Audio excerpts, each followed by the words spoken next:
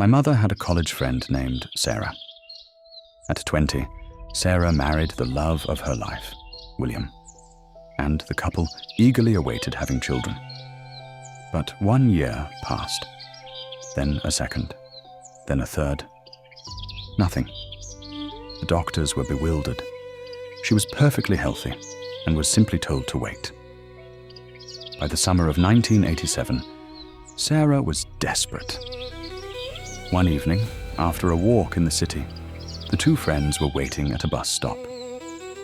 Suddenly, Sarah grabbed my mother's arm. "Look, a fortune teller. Let's go. Let her read my fortune." About 10 meters away stood an older Romani woman in a long floral skirt, ignoring everyone around her.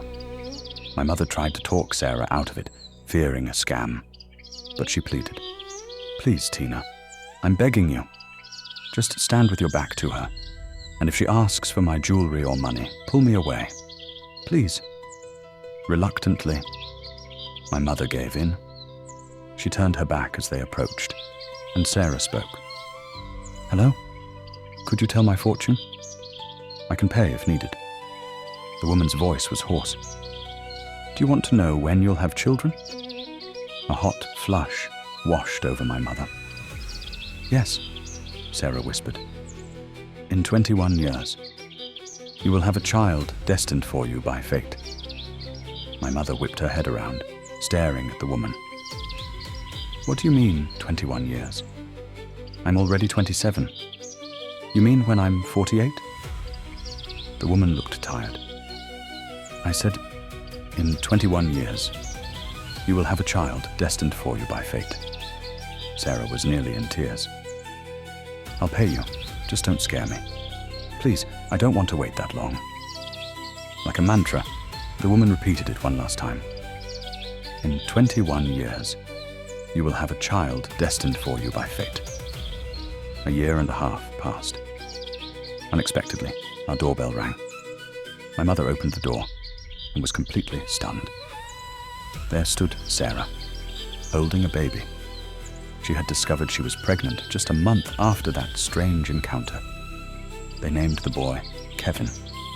Sarah apologized for her past hysteria, adding with a smile, "She deceived me after all, and I actually believed her back then."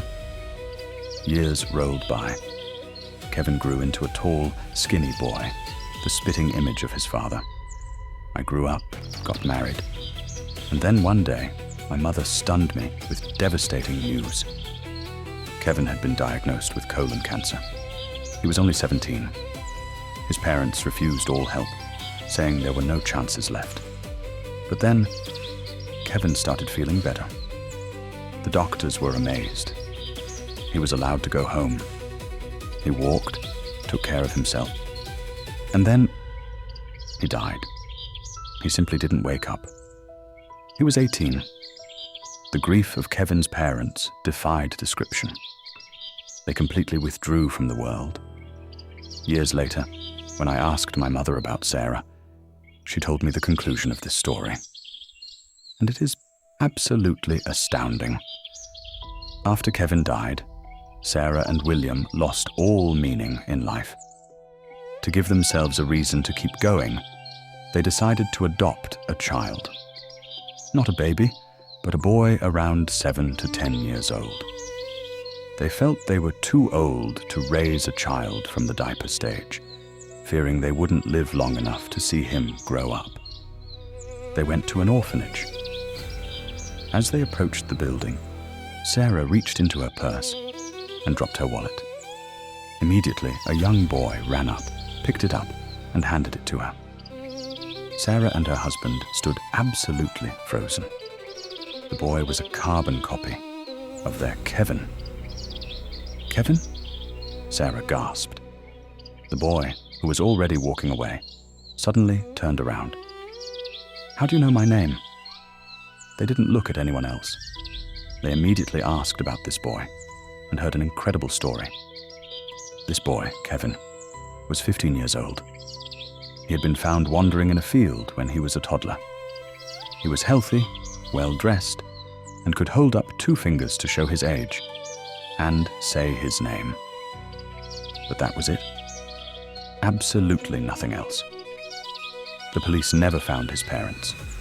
Even the psychologists were baffled. The child had no trauma regarding the loss of his parents.